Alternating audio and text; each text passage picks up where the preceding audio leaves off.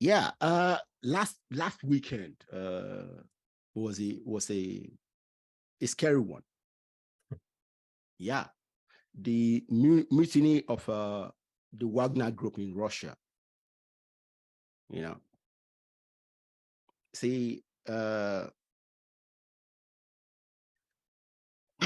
when I was watching it on TV, I was saying to myself, wow, what is going to happen to the current African countries that have members of this group in Africa?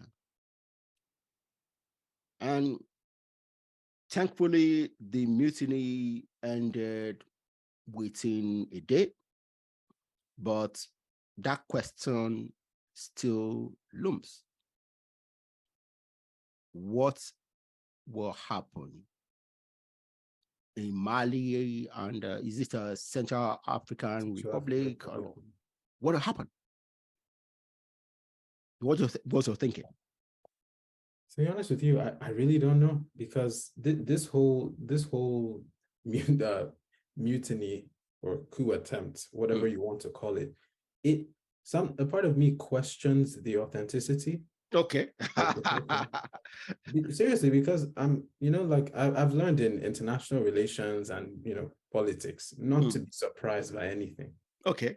especially where Russia is concerned. You also never know, you know, and for something like that to start and end in a day, Mm. I'm asking myself, what really is going on here? Like, was this a legitimate thing? Or, like, who knows what was happening behind the scenes? But assuming that it is, it did happen, and it has in fact been stopped, you ask yourself, um, firstly, with the war in Ukraine, like, how is that going to impact things? Mm. I don't really. Well, I mean, I have read reports that the Wagner group made a lot of gains in Ukraine in Yeah. this war, and these are the dangers of having a sort of, what would you call it, like these covert military operations, which are Yeah. not exactly, part of the state officially, but still kind of are. There's always a danger of them turning against the state. Mm. It's just, and the reasons Prigozhin was citing for this was that he didn't feel like the Russian defense ministers had Wagner Group's back at all. They were basically letting them die. That was his Yeah. thinking. So you ask yourself, the slant at which I look at this from is the psychological aspect of it. The Russian soldiers that are fighting in Ukraine, I wonder if they're looking at this and saying, he did have a point. We're all just dying here in this war. Nothing has happened. What are we fighting for? You ask yourself if that's the case, you know? Yeah. Yeah. And so, but to your question about like the African countries specifically, I have no idea what that even, what that means, because I always feel like whenever there's some sort of military intervention or military presence by foreigners in whatever country, but in this context, African countries, Mm. there's definitely there's a power play involved naturally. We've invited them to come because we feel like they have the resources we don't have. Naturally, we've already put them on a pedestal to Yeah. solve our issues for us. If tomorrow they turn around and they say, look, we don't want to help again, we're at their mercy. If they somehow start fighting or killing our people, which they have, we're also You at can't their stop them. mercy. You can't stop So them. it's like, this is the issue that I have with our leaders just inviting these groups, again, as you say, for their interest in a lot of cases. Yeah. Whenever they feel threatened, they start pulling all these people. And then with a mercenary group like this, they can do whatever they want because they're not exactly Russian state, so to Yeah. speak. And Yeah. that's the danger of it. Yeah. See, these kind of mercenary groups have always been available. Okay. Mhm. I mean, look at uh, how the British colonized most of the world. It was through private armies of companies. Mhm. Okay. Before the British British Crown finally decided to take over the conquest of those companies. Okay. That would be the same thing in India, in Nigeria. I mean, yeah. So these mercenary groups have always been available, but my fear is that now they are so powerful. Okay, they are so powerful. They have available to them are the best military equipments. And my biggest fear is that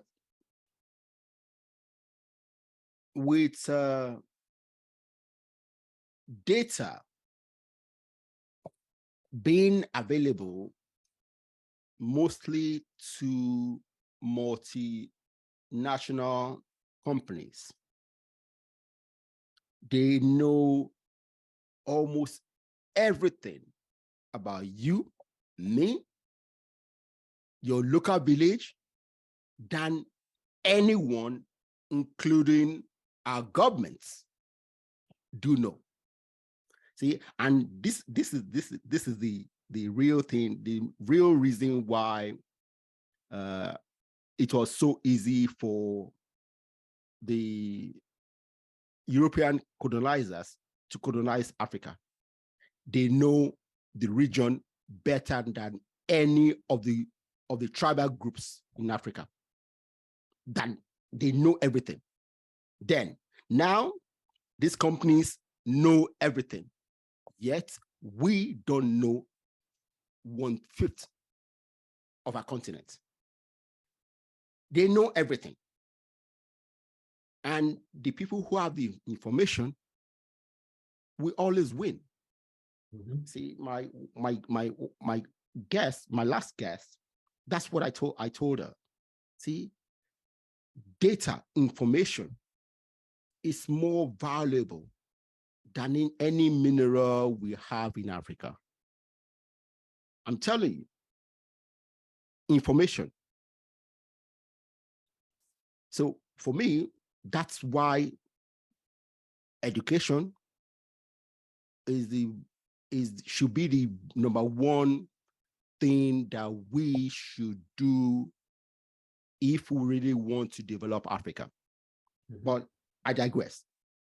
Now, these guys are so powerful, and because of the data and the information they have, they will continue being powerful. So how do we account for that?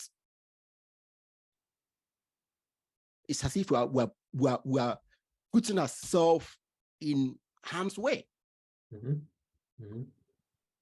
There's always that danger.